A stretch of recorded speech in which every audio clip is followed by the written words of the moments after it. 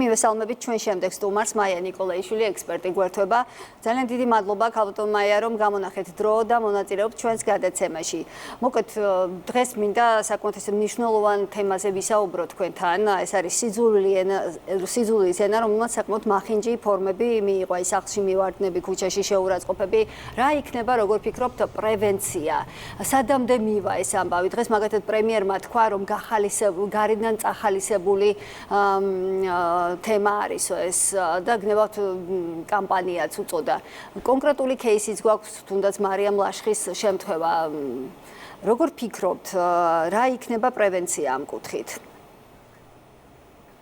მოგესალმებით, მადლობა მოწვევისთვის. დღეს ალბათ მთავარი თემა მაინც არის ის, რაც ვნახეთ დილით პოლიციის დღის აღნიშვნა და მინდა ყველა ღირსეულ პოლიციელს მიულოცო ეს დღე იმ მადლიერებით, რომელსაც მე ერთ-ერთ მათგანს მახსოვს ღამე 31 დეკემბერი იყო, 1 იანვარი თენდებოდა და ახლობელი ესაუბრებოდა და ვთხოვე რომ მალაპარაკე მეთქი და მადლობა უთხარი რომ მე სახში ვზივარ მეთქი და ახალ წელს ვხვდები და შენ გარეთ ხარ მეთქი და მადლობა ერთი მოქალაქისგან ერთი ადამიანისგან მადლობა თქო იცით მათ ძალიან ბევრი ეს გაიარეს და მათი სახე ჩვენს აღქმაში ძალიან შეიცვალა აი ამ პროცესებთან ერთად და ამიტომ მინდა აი მოთმინებისთვის იმ ატანისთვის იმ საოცარი გამძლეობისთვის დიდი მადლობა უთხრა და მიულოცო ეს რაც შეეხება სიძულვილის ენას ეს ფაქტობრივად ბულინგი მათ მიმართ მიმდინარეობს ნახეთ ესეც ძალოვანებს გულისხმობ კი ყველაზე დიდი ბულინგის მსხვერპლნი იყვნენ სწორედ პოლიციელები და ვთქვათ პოლიციელები ცალ-ცალკე ჩვენ არ უნდა განვიხილოთ სახელმწიფო უწყება ძალოვანი უწყება რომელზეც დგას სახელმწიფო რომელზეც დგას სახელმწიფოს უსაფრთხოება მთლიანად სამოქალაქო აი შიდა სიმშვიდე სახელმწიფოში დგას პოლიციაზე ხო და პოლიციელები ზოგადად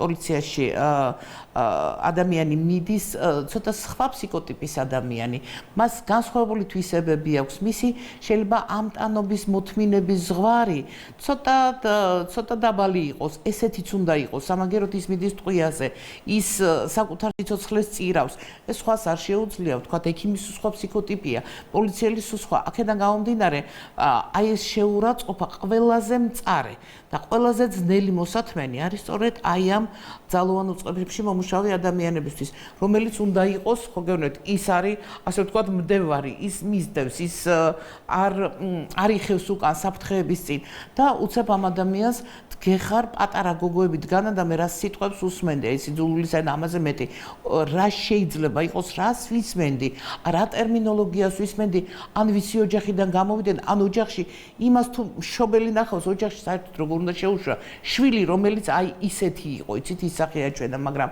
ნუ ხედავთ, რომ პირიქით მათ დამცველები ყავთ, მათზე უარესი საკუთარი ოჯახიდან და აქედან გამომდინარე ეს არ მიკვირს, ეს არის ზოგადად იცით ძალიან დიდი ნაწილის მე ვამბობ იმასთან შედარებით რაც ფსიქიატრიული დაავადებები ან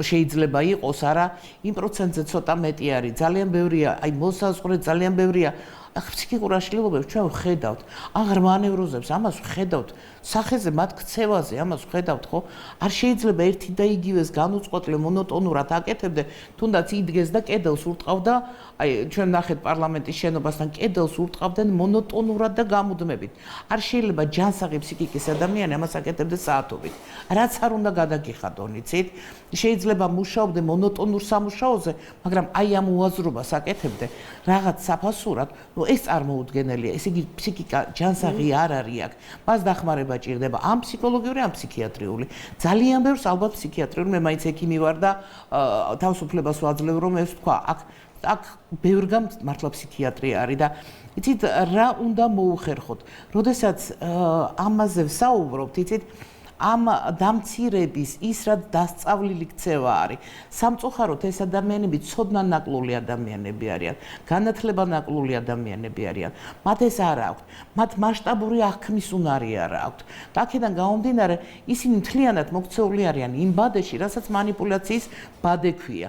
და რასაც ჩასძახებ, ისინი არიან, აი როგორ გითხრათ, როგორც სავარაუდოდ ქალტომაია ძალიან დიდ მასშტაბის манипуляციაზე მოგვიწევს მაშინ საუბარი, რადგან მაგალითად უკვე მათ დაანონსეს, რომ ორშაბათიდან გაფიცვებს იწყებენ მაგალითად უნივერსიტეტები და ასე შემდეგ, სწორედ ამ ამბის გამო, რაც მოხდა მარიამ ლაშხთან მიმართებაში ორი სტუდენტის დაკავების გამო. აი ამ ეს ქმედება რო შევაფასოთ, რამდენად სწორად არის აღქმული საზოგადოებაში მათი ქმედებები და სწორად არის დანახული ის პრობლემა, რაზეც დაიწყო დაუშვათ თუნდაც შემდეგ პოლიციის მხრიდან რეაგირება და შემდეგ სასამართლოს მხრიდან რეაგირება. იცით რა, მათ აი რატომ თქვი ცოდნანაკლული და განათლებანაკლული ადამიანები მეთქი. მათ დარწმუნებული ვარ არიციან, რომ სააკაშვილის დროს ანუ ვისი გაგრძელებას და ვისი სამართალ მემკვიდრეებიც ისინი არიან 14 წლიდან იყო ასაკი, როცა პასუხისგებლობა დგებოდა სისხლის სამართლებრივ. 14 წელი იყო. 14-მდე დაწია მიშამეს და გუშინ მე ვუსმენდი 19 წლის გოგონა დაიჭირეს და 19 წლის გოგონა თუ დაარღვევს კანონს როგორ არ უნდა დაიჭირო. და იგივე მარიამ ლაშხთან, იცით რა არის ბავშვის ბულინგი, ბავშვის თანდასწრებით მე ძალიან მწარეთ მახსოვს, მე პირადად მაქვს გამოცდილი ეს ბულინგი კი არა, სწორედ სააკაშვილის სპეცრაზმელები შემოვარდნა დილის 5 საათზე, როცა ყველას ეძინა და როცა ავტომატი იყო მოშორილი ჩემსა და ჩემს შვილს 11 წლის ბავშვის მიმართ. და ეს არის საშინელება, რატო იცით? ეს არასოდეს არ გადის. ეს არასოდეს ადამიანს არ ავიწყდება. ეს სამწუხაროდ ყოველთვის თანდაყובה. ეს ისეთი ტრავმა არის, რომ კი შეიძლება იმუშაო ამაზე, მაგრამ ეს მაინც მთელი ცხოვრება დაყვება. და აქედან გამომდინარე ბავშვებმა ამ ადამიანებს იმის შეგნება კი არა, მათ სპეციალურად აკეთებენ, რომ ბავშვების ტრავმირებული იყვნენ და დედა და მამა გავიდეს პოლიტიკიდან, გადგეს განზე, რომ ბავშვების ტრავმატიზაცია არ მოხდეს, როცა ყველა მიცის, რომ ბავშვი არაფერ შუაში არ არის და ბავშვთან ეს არ უნდა გააკეთო. ეს სპეციალურად კეთდება, ანუ კეთდება, როგორც იცით, აკრძალული აბსოლუტურად, ეს არის ომი წესების გარეშე. და ომი წესების გარეშე, რატო იცით, მათ ჩანერგილი აქვთ ის, რომ ყველაფერზე უნდა წავიდონ, ყველაფერი უნდა იკადრონ. ოღონდ ადამიანები გამოიყვანონ წყობრიდან, ოღონდ ადამიანებს როგორმე, იცით, როგორმე გვერდზე გაიყვანონ თუნდაც ამითი. და ჩვენ მე მახსენდება 84 პარლამენტარი, რომელზეც ერთი ჩემი ნაცნობი განათლებულ ადამიანად ის წერდა 84 და მათ სიკვდილს უსურვებდა.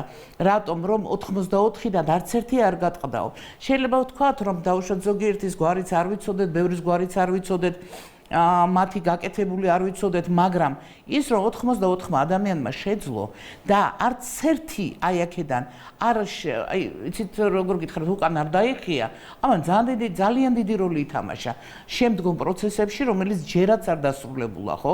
ანუ ეს ერთად დგომა მაინც იცით საზოგადოება ნერვების ფასად, მაგრამ მაინც არ გატყდა უმრავლესობა და თქვა, კი, ნერვების ფასად მიდის ეს ყველაფერი საზოგადოების, მაგრამ ხო ხედავთ, მაინც დგას ერთად და იმ ხალხს უფრო მეტი პრევენცია რა უნდა იყოს, როგორ ფიქრობთ? პრევენცია მე მაინც მედიაზე მე მიმაჩნია, რომ აქ მედიას აქვს ძალიან დიდი მნიშვნელობა, მედიაში უნდა აიგრძალოს აი манипуляტორული მეთოდების გამოყენება, манипуляციების, ინძური манипуляციები, არსებობს манипуляციები, გაყიდვებშიც გამოიყენება, манипуляცია არის გაყიდვებში, რეკლამა და ყველაფერი, მაგრამ არსებობს პირდაპირ შავი მეთოდები, манипуляციის შავი მეთოდები, ესე ქვია. ეს პროფაილერებმა და ფსიქოლოგებმა კარგად იციან, NLP-ს სპეციალისტებმა კარგად იციან, არის სპეციალურად მეთოდები, რომელთა გამოყენება არ შეიძლება და მათ ქვია შავი ანუ ბინძური მეთოდები. ჩემი აზრით საკანონმდებლო დონეზე ეს უნდა აკრძალული იქნეს, იმიტომ რომ ეს არის ადამიანის გონების მართვა ფსიქიკაზე ზემოქმედება და ჩვენ ხედავთ ამ ადამიანებს და იცით ხო გენოეთ მათი აქცევიდან ეხა ერთი არის, როდესაც სამართალ დარღვევა არის, მაგრამ ეხა ფსიქიატრიაში მათი მიყვანა უკვე ძალიან გართულდება. იქაც კანონი არ იძლევა ამის საშუალებას.